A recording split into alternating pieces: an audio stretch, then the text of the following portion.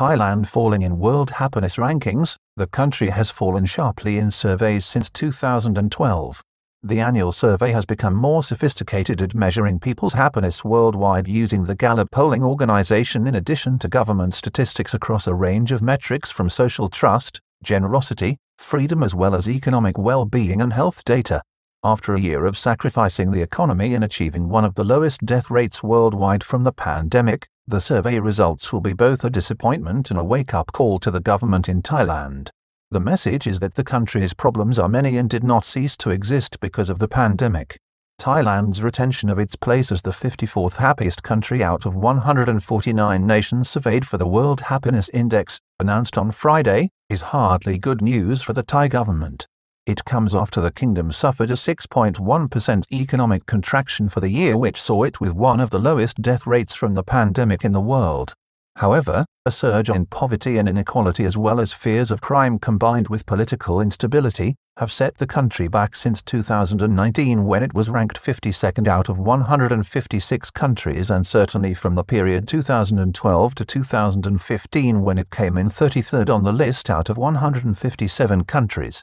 The trend is not good. The survey results for 2020, released last Friday, show Thailand still ranked 54th, the same as last year, but out of only 149 countries compared to 156 the year before. It is also coming after the government's signature achievement of keeping the death rate from COVID-19 in Thailand to one of the lowest in the world and highlights the kingdom's growing challenges from inequality and poverty to political freedom and stability if it seeks to rise higher and develop the country and the potential of its people. Thailand retained its position at 54th place when the annual World Happiness Index ranking was published on Friday last. The annual survey is produced by the Earth Institute at Columbia University. The index uses a variety of measurements to calculate its rankings based on a range of metrics approved by the United Nations, including continuously updated data relating to life expectancy, freedom, income, social welfare programs, employment satisfaction, trust in government, inequality and feelings of generosity towards others. Pandemic has dominated the world's population since early 2020, and the year's rankings now publish this year's index, covering 2020, was dominated by the effects of the global pandemic, which has seen over 2.7 million lives lost worldwide and has caused massive social upheaval in nearly every country, in addition to GDP losses which average 5% on a global basis. The figures have been far higher in Europe, with France suffering a 9.5% contraction and the United Kingdom witnessing a 9.9% fall in economic output.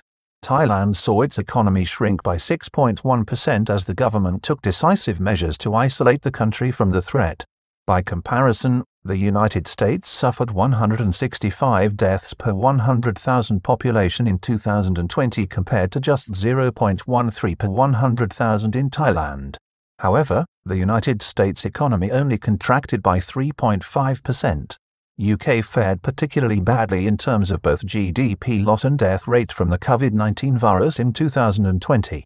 The United Kingdom appears to have suffered the worst of both worlds in 2020, as its death rate was higher than the United States at 190 deaths per 100,000, with nearly 3 times the economic contraction rate.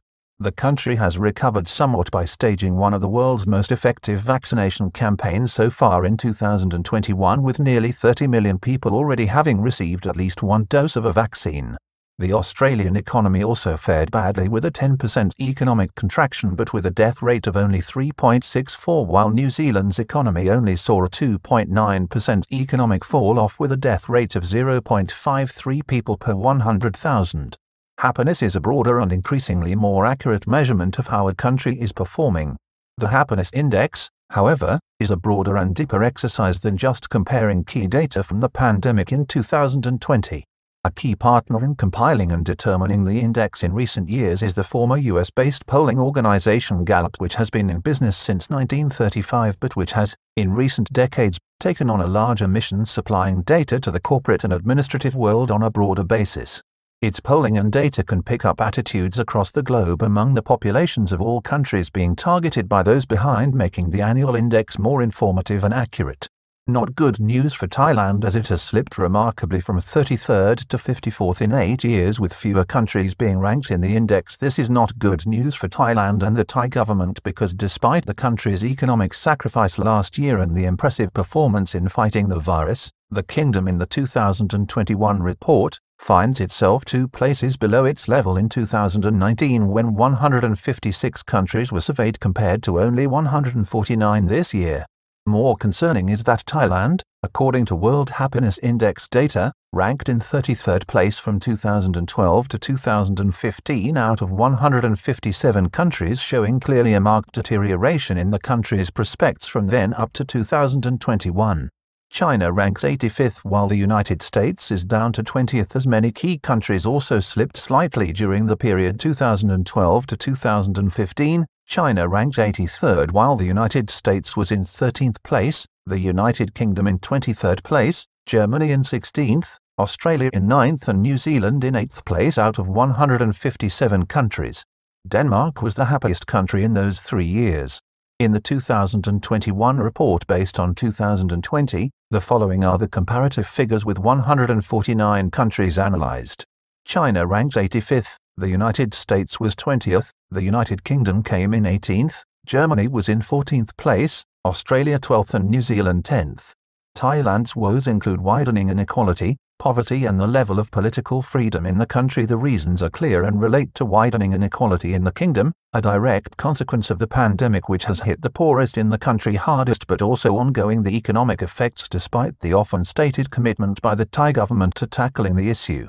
In addition, the pandemic has coincided with the launch of an anti-establishment student-led protest movement in July 2020, which has questioned Thailand's claim to be a fully functioning democracy, which has led to authorities prosecuting those involved in increasingly violent street protests. Student-led protest movement has led to questions over Thailand's return to democracy. In 2019, Thailand conducted a general election in March 2019, which led to a 19-party coalition supporting the current Prime Minister Prayut Chan-o-cha, the leader of the 2014 coup, being elected as Prime Minister. The current student-led protests have questioned the fairness of the 2017 Thai constitution and demanded its reform, the removal of the government, and have also begun to question the powers of the revered Thai monarchy.